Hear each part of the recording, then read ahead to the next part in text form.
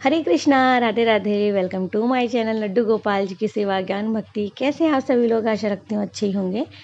तो हिंदू धर्म में एकादशी तिथि का बहुत महत्व आप सभी जानते हैं। ये वीडियो भी हमारा एकादशी पर ही है। आज है अजा एकादशी। जी हाँ, 10 सितंबर दिन रविवार अजा एकादशी का व्रत रखा जाएगा। आज तो कथा भी सुन लेते हैं हम। पहले थोड़ी सी जानकारी ले लेते हैं, फिर हम कथा सुनेंगे। तो वैसे आप सभी जानते हैं कि पूरे साल में 24 एकादशी आती है और हर एक महीने में 2 एकादशी आती है। पहली कृष्ण पक्ष की, दूसरी शुक्ल पक्ष की। और हर एक एकादशी अपने आप में खास महत्व रखती है। भाद्र का महीना, जिसे भादो के नाम भाद्रपद का नाम भी दिया गया है। भाद्रपद भी बोला जाता है और भादो भी बोला जाता है। तो इस व्रत को करने से विशेष फल मिलता है। वैसे तो सभी व्रत को करने से विशेष फल की प्राप्ति होती है, लेकिन हर एकादशी का अपना अपना महत्व है। जैसे कि मैंने अभी आपको बोला, तो इस दिन जो भी जातक व्रत रखता है, साथ में भगवान श्री हरि विष्णु की और लक्ष्मी माता की पूजा करता है, उसकी हर मनोकामना पूर्ण होती है। भाद्र के महीने की कृष्ण पक्ष की एकादशी 11वां दिन, यानी कि कोई भी महीना उसका 11वीं तिथि को एकादशी मनाई जाती है। और इस बार तो अजा एकादशी पर पुनर्वसु और पुष्य नक्षत्र का दुर्लभ संयोग भी बन रहा है। तो ये बहुत विशेष एकादशी हो गई, बहुत विशेष फल प्राप्ति होगी। हमारे भगवान विष्णु को एकादशी तिथि समर्पित है। इस व्रत को करने से सभी पापों से और कष्टों से मुक्ति मिलती है, मनोकामनाएं पूर्ण होती है। एकादशी का व्रत आप सभी को पता है कि आज है। तो कोई भी व्रत जब हम करते हैं तो उसकी कथा ज़रूर से सुनते हैं। तो सबसे पहले तो आप देखिए, 9 सितंबर को ही एकादशी लग गई थी 7:17 से, और यानी कि आज जो एकादशी है 9:28 पर समाप्त हो जाएगी। तो चूँकि उदय तिथि आज ही है तो व्रत आज ही है। पारण का जो समय है वो कल है, यानी कि 11 सितंबर को है, सुबह 6:04 से और 8:33 पर। अब कई लोग बोलते हैं कि क्या पारण के समय में ही करना चाहिए? कि हाँ, पारण के समय में ही करना चाहिए, ये रियल बात है। अजा एकादशी, चलिए अब इसके बारे में थोड़ी सी जानकारी लेके हम लोग कथा की ओर चलते हैं। तो देखिए, ऐसे कहते हैं कि कोई भी व्रत हो, अगर हम उस व्रत को कर रहे हैं तो उसकी कथा ज़रूर सुननी चाहिए पूजा करने के बाद में, फिर आरती करनी चाहिए। इस दिन भगवान विष्णु की पूजा की जाती है। अगर नहीं है तो लड्डू गोपाल की कर सकते हैं, भगवान श्री कृष्ण की पूजा कर सकते हैं। पूजा विधि सेम होती है। आप कोई भी नियम लेते हो, अनुष्ठान करते हो, तो सबसे पहले सुबह उठ करके स्नान करते हैं और स्नान आदि से निवृत्त होकर के अपनी पूजा का जो मंदिर है उसे साफ करते हैं। वहाँ चौकी वगैरह लगाते हैं, पाटा लगाते हैं, भगवान की प्रतिमा या फोटो चित्र स्थापित करते हैं। अगर नहीं आपका मंदिर बना हुआ है प्रॉपर अच्छे तरीके से, उसी में बैठे भगवान, तो वहीं पूजा कर ले। पूजा स्थल को साफ करने के बाद में गंगा जल के छींटे लगाएं, स्नान अगर विग्रह है तो स्नान करवाएं, पूरी श्रद्धा से व्रत करें, संकल्प करें। कुछ पूजा सामग्री जैसे कि फूल हुआ, नारियल, सुपारी, फल, लौंग, अगरबत्ती, घी हो गया, पंचामृत भोग, पंचामृत हो गया, तेल का मीठे तेल का दीपक अगर आप जलाते हैं तो तुलसी दल, चंदन, ये सब चीज़ें बहुत ज़रूरी होती है पूजा में, इनको रख लें। फिर भगवान विष्णु की पूजा करें, भोग लगाएं, आरती उतारें, कथा सुने। इस तरह से पूर्ण विधि विधान से आप व्रत करें, भगवान का नाम जाप करें। गीत भजन आप कीर्तन स्वयं से कर सकते हो।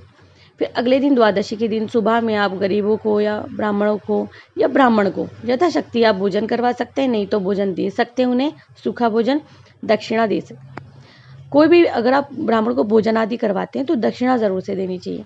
इसके बाद में ही आप व्रत का पारण करें। तो चलिए अब हम लोग इसकी कथा की तरफ जाते हैं। तो यही मातम्य है और यही कथा है। कुंती पुत्र युधिष्ठिर कहने लगे कि हे भगवान, भाद्रपद कृष्ण एकादशी का नाम क्या है?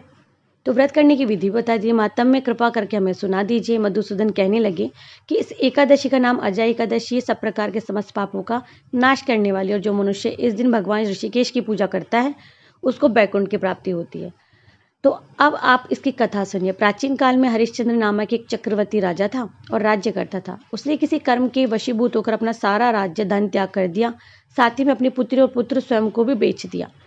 राजा चांडाल का दास बनकर सत्य को धारण करता और मृतकों का वस्त्र ग्रहण करता, मगर किसी प्रकार से सत्य से विचलित नहीं हुआ। कई बार राजा चिंता के समुद्र में डूबकर अपने मन में विचार करने लगा। कहने लगा कि मैं कहाँ जाऊँ, क्या करूँ जिससे मेरा उद्धार हो जाए। इस प्रकार राजा को कई वर्ष बीत गए। एक दिन राजा इसी चिंता में बैठा हुआ था कि गौतम ऋषि आ गए। राजा ने उन्हें देखकर प्रणाम किया और अपनी सारी दुख भरी कथा उन्हें कह सुनाई। ये बात सुनकर गौतम ऋषि कहने लगे कि राजन, तुम्हारे भाग्य से आज से 7 दिन बाद भाद्रपद कृष्ण पक्ष की अजय एकादशी का व्रत आ रहा है, तो तुम विधि पूर्वक उसका व्रत करना। गौतम ऋषि ने कहा कि इस व्रत के पुण्य प्रभाव से तुम्हारे समस्त पाप नष्ट हो जाएंगे। इस प्रकार राजा से कहकर गौतम ऋषि उसी समय अंतर्ध्यान हो गए। राजा ने उनके कथन के अनुसार एकादशी आने पर विधि पूर्वक व्रत और जागरण किया, जाप किया।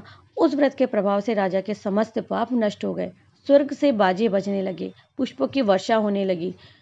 उसने अपने मृतक पुत्र को जीवित किया और अपनी स्त्री को वस्त्र और आभूषणों से युक्त देखा। व्रत के प्रभाव से राजा को पुनः राज्य मिल गया।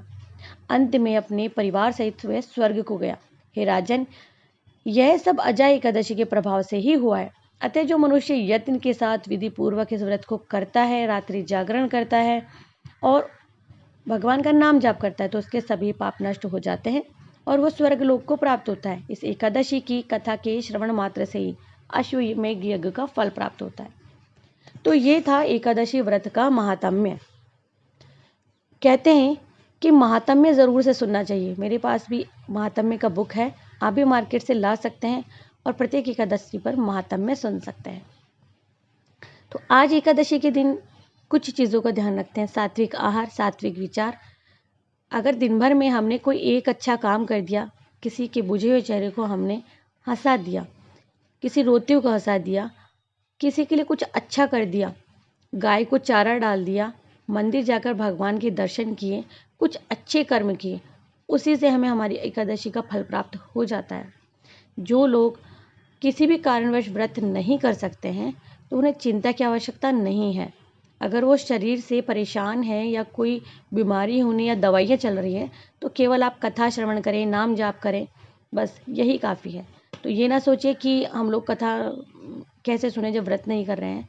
तो बिल्कुल आप कथा सुनकर, पूजा करके, भगवान के दर्शन और नाम जाप करके पुण्य प्राप्त कर सकते हैं।